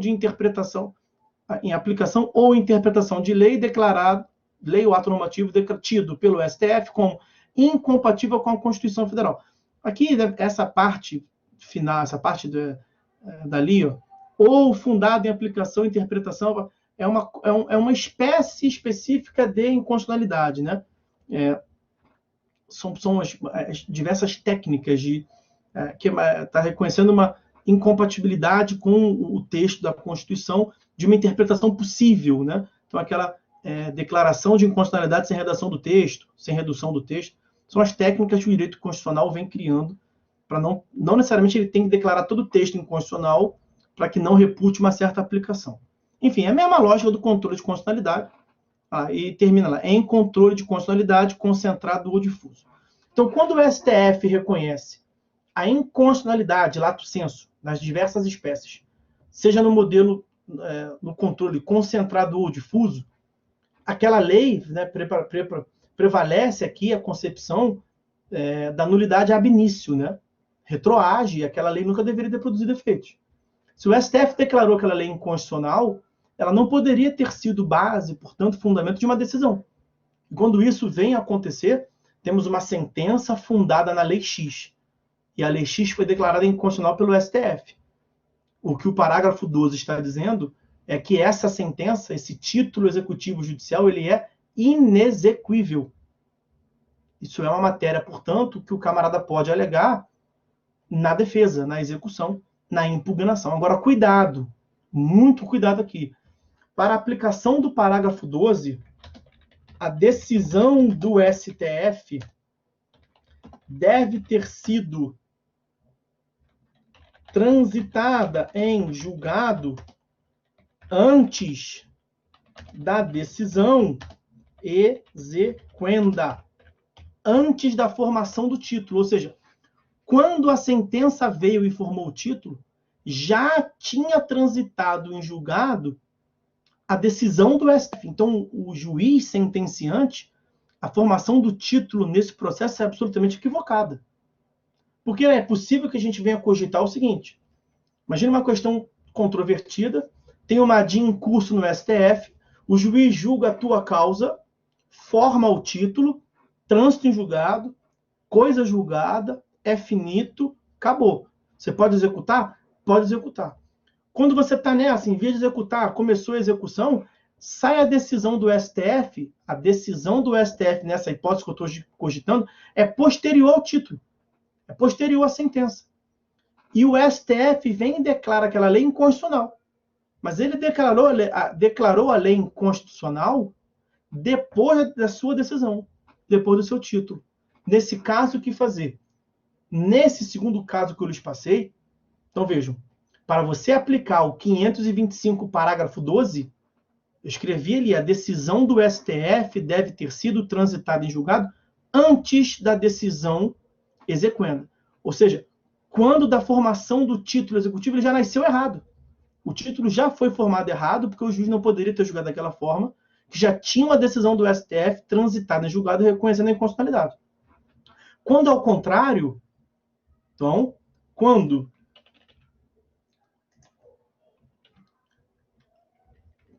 bota assim, caso a decisão do STF seja posterior à formação do título, bota assim, a formação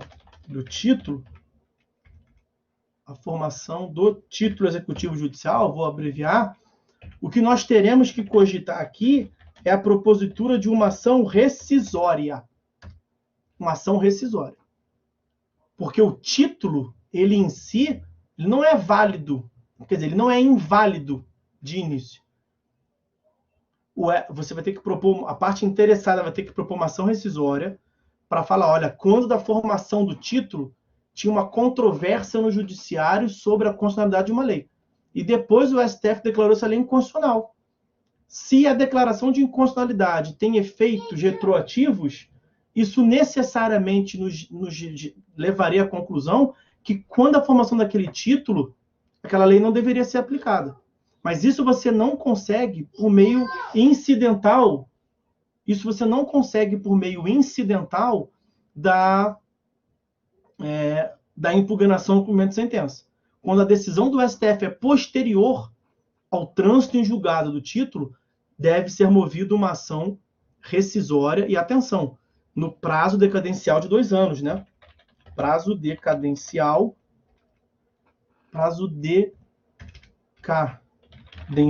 de 2 anos, como consta lá do artigo 975. E o que tem de curioso aqui é o seguinte: esse prazo de 2 anos serão 2 anos a contar do trânsito em julgado da decisão do STF, que é uma outra hipótese excepcional, né? Em geral, o prazo da ação rescisória são 2 anos contado do trânsito em julgado. Nesse caso, não. Nosso processo de decisão transitou em julgado 2020. Em 2021, em 2022, em 2023, veio a decisão do STF declarando inconstitucional a lei que serviu de base à nossa decisão. A parte interessada pode, até 2025, 2 anos depois do trânsito em julgado da decisão do STF, propor ação rescisória. Isso tem sido muito discutido porque pode gerar uma insegurança jurídica, né? Para promover uma justiça quanto ao acertamento da constitucionalidade das decisões, isso pode acabar gerando uma certa insegurança jurídica. Estou com prazo apertado aqui da aula, 10h15. Nós temos isso que eu tentei lhes explicar aqui, porque isso é complicado mesmo na redação do código. encontra-se no 525, parágrafos 13, 14 e 15 também. No caso do parágrafo 12, os efeitos da decisão do STF poderão ser modulados, né? Isso eu nem tratei, mas é possível que o STF declare uma modulação dos efeitos, o que vai impactar aqui. Se o STF vier a dizer que a decisão, que a lei é inconstitucional dali em diante, você nem cogita de aplicar a inexecuibilidade. Se o STF vier a dizer que a lei é inconstitucional para o futuro, que a lei vai ser inconstitucional daqui a 2 anos, então a decisão que já transitou, claro, não vai ser impactada. É um caso excepcional. Parágrafo 14. A decisão do STF referida no parágrafo 12, ali, ó, deve ser anterior ao trânsito em julgado da decisão exequenda. Para que você possa discutir isso incidentalmente na impugnação ao cumprimento de sentença, a decisão do STF deve ser posterior. De modo que quando o teu título veio, ele já nasceu errado. Caso contrário, será cabível a ação rescisória. Se a decisão referida no parágrafo 12 for proferida após o trânsito em julgado da decisão exequenda, caberá a ação rescisória, cujo prazo da ação rescisória será contado do trânsito em julgado da decisão proferida pelo STF. Ok? Pois bem, está encerrado então aí as matérias alegáveis. Nesse prazozinho que eu tenho, galera, desculpa aí, tem que usar o prazo o tempo todo, tá? Vamos ao nosso último critério de distinção entre as espécies de execução. Esse vai ser o 7º critério executivo, né? O critério distintivo. 7º critério distintivo quanto ao julgamento. A distinção das espécies de execução. Quanto ao julgamento, é o último, pelo menos, tenho isso para lhes dizer. Item de letra A, o primeiro deles, como sempre, embargos à execução. Nós temos a previsão no artigo 920 do CPC. Os embargos eles são julgados sempre por sentença. Aliás, o 920 traz até um procedimento dos embargos, né? Os embargos têm natureza jurídica de ação autônoma, formam um processo autônomo de natureza cognitiva, que é distribuído por dependência ao processo de execução, porque a parte não teve uma oportunidade prévia para discutir aspectos cognitivos. Pois bem, recebidos os embargos, a ação autônoma dos embargos, o exequente será ouvido no prazo de 15 dias. A seguir, o juiz julgará imediatamente o pedido. As hipóteses de julgamento liminar dos embargos estão no artigo 918, que não tem maiores considerações, motivos para ver aqui, ó, intempestivos, né?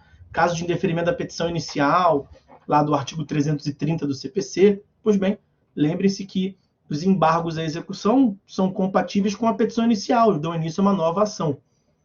E inciso 3º, inciso 2º, o juiz vai julgar imediatamente o pedido nos embargos ou designará audiência. É possível designar uma audiência, inclusive, de conciliação nos embargos.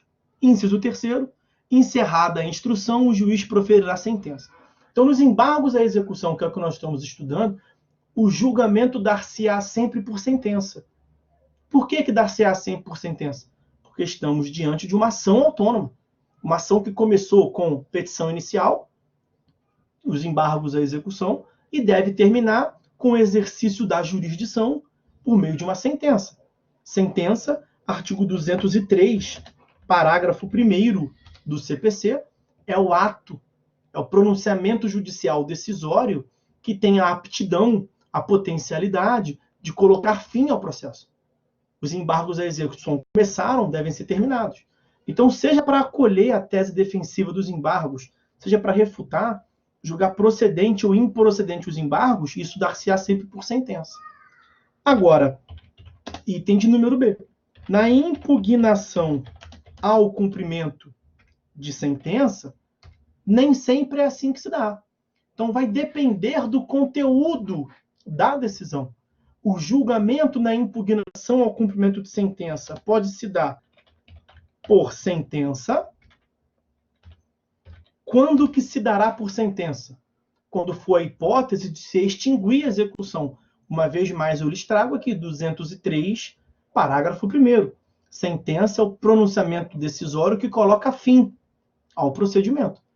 Então, se o julgamento da impugnação levar à extinção do processo, ao encerramento do processo, vai ser uma sentença. E quando que o julgamento da impugnação gerará a extinção, a desnecessidade de execução? Quando o impugnante, o executado, tiver razão. Então, ele alegou uma daquelas matérias lá posteriores à formação do título, incompetência absoluta do juízo. Ele alegou, pagou. Excelência, o cara está me cobrando aqui, ó, mas eu já paguei. Aqui, o senhor me condenou dia tal, eu paguei dia tantos dias depois. O cara quer receber 2 vezes, você me condenou uma vez só, né, excelência? Quando o senhor disse que eu devo 10 mil, eu devo 10 mil uma vez só, né? Não são 2 vezes, não. Ah, não, tem razão, uma vez só. Você já pagou posteriormente ao título, o senhor tem razão. Então, vou acabar com a execução. Então, o acolhimento da defesa na impugnação gera uma sentença, vai colocar fim ao processo. Nada mais será feito. A contrário senso, o julgamento da impugnação será por decisão interlocutória se a tese defensiva for rejeitada. E por que vai ser decisão interlocutória? Porque não vai colocar fim ao processo. O cara defendeu, ele queria acabar com a execução, não conseguiu, as teses defensivas dele foram rejeitadas, e o que nós precisamos? Agredir o patrimônio dele. Então o processo vai prosseguir para fins de se viabilizar a agressão patrimonial que nós tanto, que o exequente tanto quer, na verdade. E aí, essas decisões interlocutórias proferidas na fase de execução como um todo, no cumprimento de sentença, só para fins de recordação, os senhores já viram isso, 1015, parágrafo único, são impugnáveis por agravo de instrumento. Tá? Todas as decisões interlocutórias proferidas na execução, qualquer modalidade, tanto no processo autônomo de execução, quanto aqui, é muito importante para a gente aqui, no cumprimento de sentença, em todos esses casos nós teremos o cabimento do agravo de instrumento. Ok? E aí, para encerrar, tentarei ser o mais breve possível, veremos aqui o item de número 3, a exceção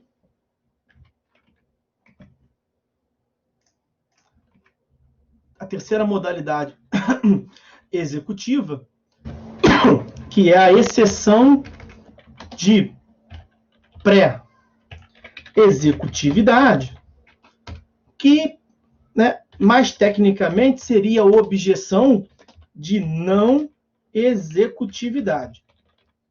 E aí passa por uma distinção das matérias defensivas, exceção e objeção. Exceção é o tipo de defesa sujeito a um prazo preclusivo, ao passo que objeção são as matérias de defesa que não se sujeitam à preclusão. E justamente o que deu ensejo à formação dessa exceção de pré-executividade foram alegações de matérias de ordem pública, matérias que não se sujeitam à preclusão. Então, poderiam ser alegadas a qualquer momento. Então, não seria mesmo exceção, seria objeção. E você não estaria discutindo algo prévio à execução, de pré-executividade. Você estaria alegando, na verdade, naquela sua objeção, naquela questão de ordem pública, uma nulidade. Você estaria alegando que não era a hipótese de execução. Então, o certo mesmo é falar objeção de não executividade, em que pese a imensa maioria se referir como sendo exceção de pré-executividade. E eu lhes disse, não há uma previsão no CPC, na lei de execuções fiscais até há, mas no CPC não há uma previsão, nunca houve a respeito do cabimento dessa matéria. Isso foi uma construção doutrinária, mais precisamente uma construção de Pontes de Miranda.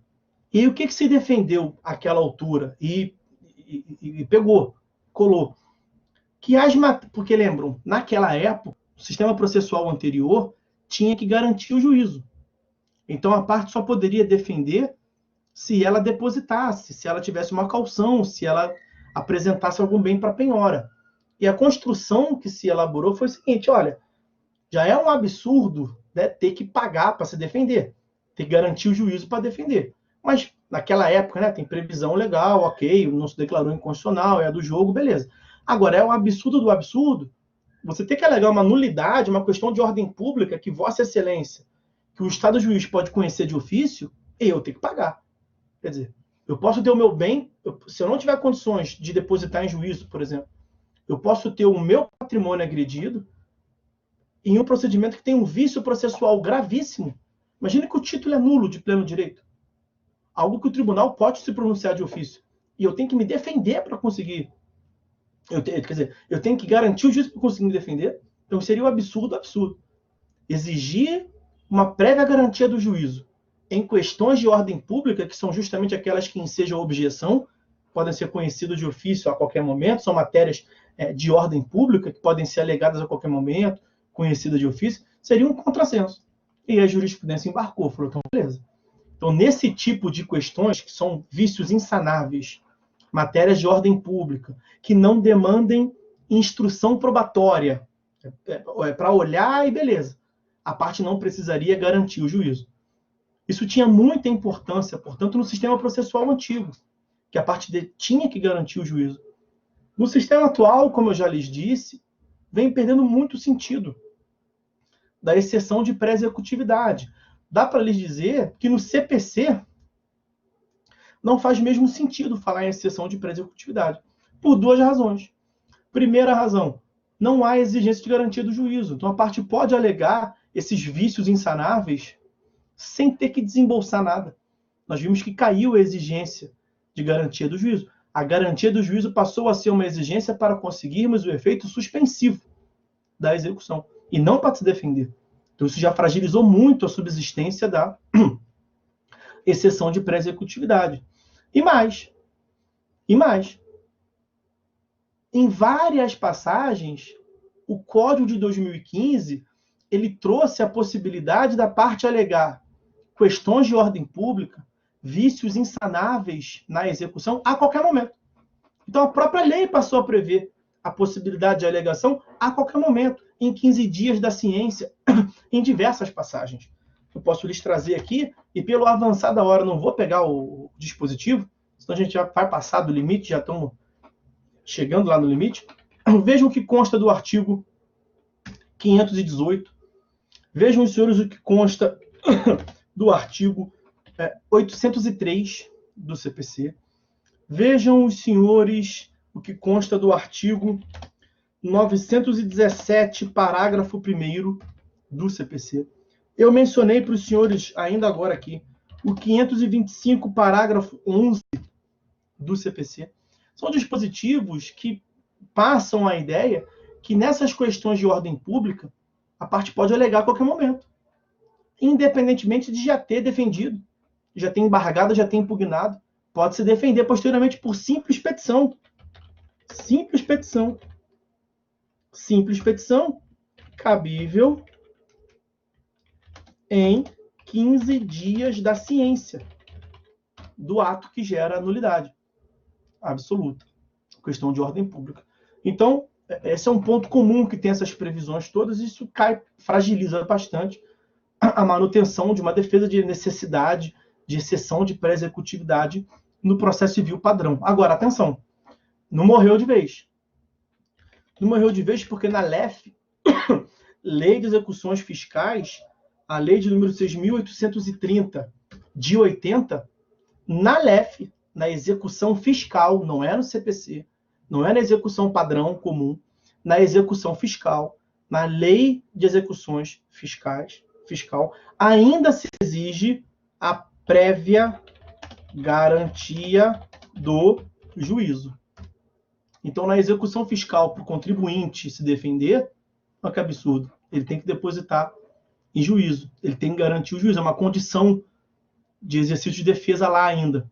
Algo que vem sendo muito criticado, porque tem decisão do STF dizendo que não pode ser condicionado, contraditório, o direito de defesa, a prévia garantia, mas nas execuções fiscais é o que prevalece ainda, pela superioridade do interesse público, a natureza, o privilégio do crédito tributário, esse tipo de coisa toda, para beneficiar a fazenda pública. Então, se lá, na execução fiscal, se exige prévia garantia do juízo, ali sim faz sentido falar em exceção de pré-executividade.